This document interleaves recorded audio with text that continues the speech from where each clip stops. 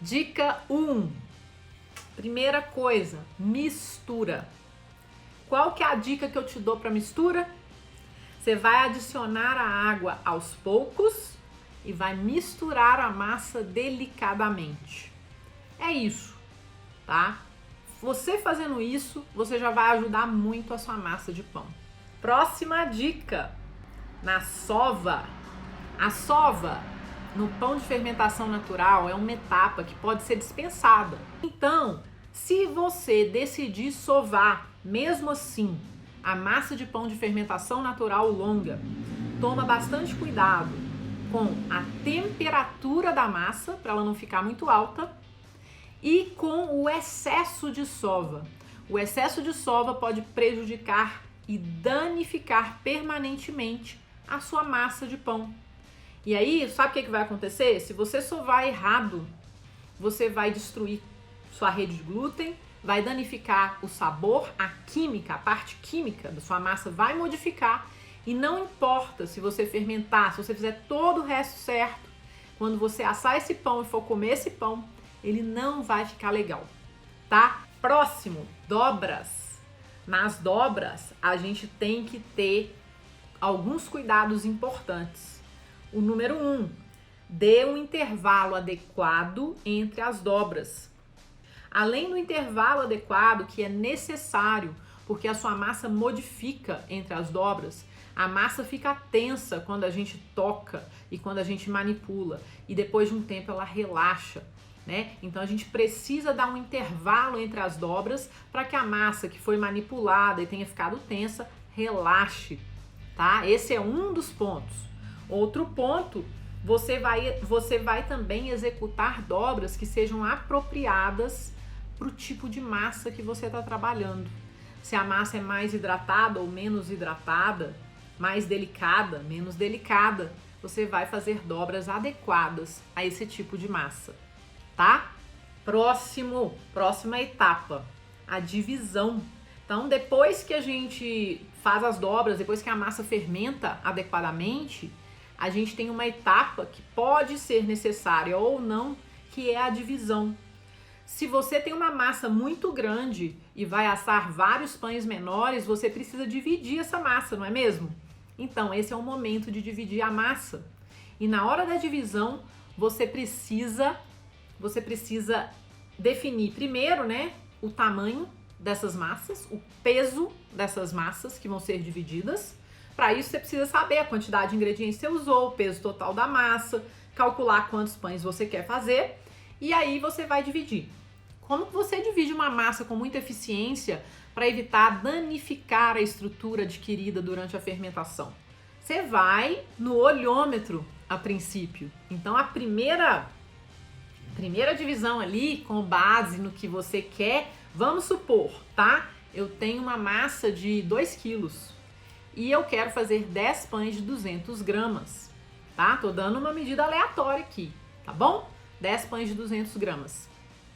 Então, eu já sei que é isso que eu preciso. Eu vou olhar aquela massa e vou falar assim, nossa, tá, mais ou menos dividir essa massa aqui em 10, visualmente. Você vai fazer isso. Aí depois você vai pegar o seu cortador, né? Vai cortar um pedaço que você acha que vai dar 200 gramas. Ah, mas como que eu vou ter certeza? A princípio, talvez você não tenha. Você vai pegar aquele pedaço e vai colocar na balança. E aí você vai falar, ó, deu 180. Aí você vai lá e corta um pedaço que você acha que dá 20 gramas para completar 200. À medida que você for dividindo, você vai tendo noção melhor, assim, sabe? Do volume, do que é os 200 gramas que você precisa. E aí, essa divisão vai ficar cada vez mais certeira. É com a experiência. O que você não pode fazer na hora da divisão é ficar cortando um tanto de pedacinho. Se você ficar cortando um tanto de pedacinho, você vai danificar toda a estrutura construída em horas e horas de fermentação.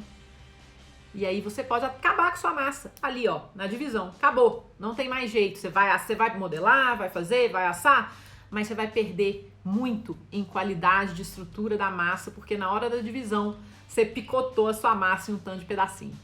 Tá bom? Agora nós chegamos, né, ao item 5, que é a pré-modelagem, é o pre-shape em inglês, né? A pré-modelagem, de novo, ela é necessária quando a gente faz uma divisão. E a gente tem que escolher, no momento da pré-modelagem, como manipular essa massa para ela ficar mais próxima ao formato final do pão. Se você está fazendo um pão que vai ser redondo, na hora da pré-modelagem você vai pré-modelar essa massa redonda. Se você vai fazer um pão que é mais longo, na hora da pré-modelagem você vai fazer um pão mais compridinho, né? Só que na hora que você pré-modela, se você manipular demais, mexer demais, apertar e tal, e puxar, e mão pesada, sabe o que vai acontecer? Só todas as bolinhas, toda a estrutura linda que está sendo criada ali dentro, elas não vão aguentar. Próximo ponto, modelagem. Na modelagem, né, se você precisar de mais estrutura, você vai modelar a massa com um pouco mais de tensão. Você vai dar uma apertada maior na massa.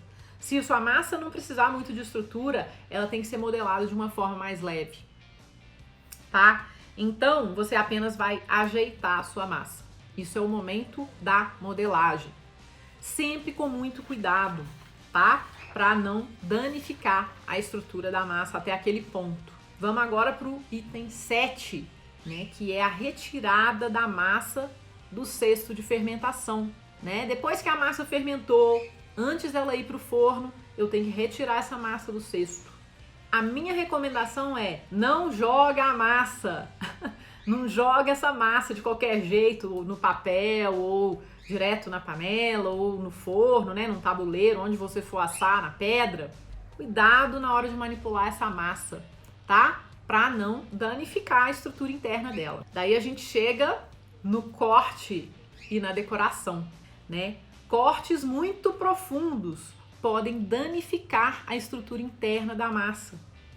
E cortes muito rasos, muito superficiais, podem não ser o suficiente para ajudar o seu pão a crescer no forno. E aí, se você faz um corte muito superficial numa massa que vai entrar no forno e vai explodir, porque ela precisa crescer, o que vai acontecer? Vai rasgar o seu pão, né? Ele vai tentar, né, crescer, não vai conseguir, vai para o ponto onde tem uma menor resistência e vai rasgar. Ou, pior, não vai rasgar, porque às vezes a massa está com um nível de resistência igual em todas as áreas. É raro, mas pode acontecer. E aí vai atrapalhar em quê? Em crescer. Então, um pão que não foi cortado adequadamente, talvez não abra tanto no forno, porque o corte não permitiu essa abertura, sabe? E aí, a gente também tem a etapa da transferência da massa, que foi decorada, que foi cortada para o forno, né? Nessa hora, pensa, sua massa está delicada, está muito fermentada, você já fez um corte, já interferiu ali um pouco na estrutura. Então, você tem que tomar muito cuidado nessa hora de transferir a massa para o forno, para ela não ser danificada, né? Então, cuidado na hora de, se você for colocar numa panela, cuidado na hora de colocar na panela. Por isso que eu dou a dica de usar um papel siliconizado, né? Um papel, não é papel manteiga, não usa papel manteiga, mas você pode usar um papel que é tratado com silicone para a massa não grudar embaixo, para te ajudar a transferir essa massa para uma panela ou para o forno, né? E isso vai te ajudar a não danificar a estrutura da massa nesse momento tão delicado de transferência, tá? Na hora de guardar, né? Então, para você guardar um pão, você também precisa tomar alguns cuidados de manipulação para que você tenha melhores resultados e ele tenha um gosto e uma textura melhor na hora que você for consumir, não é mesmo? Então, você vai primeiro esperar esfriar totalmente, né, o pão, e aí você vai escolher. Você vai falar, ó, eu vou deixar esse pão em temperatura ambiente. Ou então eu vou falar, não, eu vou congelar esse pão. Se você for congelar, você pode congelar ele inteiro ou em fatias. A minha recomendação é, depois de totalmente frio, você escolhe se você vai congelar em fatias ou vai congelar o pão inteiro. E aí você vai colocar dentro de um saco plástico muito bem vedado. Talvez alguns sacos plásticos muito bem vedados, sem cheiro, sem ter nenhuma forma de entrar ar ali dentro, né? E você vai congelar imediatamente esse pão, tá? Ou inteiro ou em fatias. E no caso do pão que você vai deixar em temperatura ambiente, porque você vai consumir aí em 2, 3 dias, você pode manter esse pão inteiro e aí você coloca enrolado em um pano, tá? Um pano que não tenha cheiro, não pode ter cheiro de amaciante, detergente, porque senão o seu pão vai ficar com esse cheiro, né? Com esse sabor. Então, você vai pegar um pano que foi lavado com sabão neutro, embrulhar o seu pão bem embrulhadinho, né? E aí você vai manter esse pão num lugar fresco, seco, sem excesso de umidade e bem embrulhado. E vai cortando as fatias à medida que você for consumindo.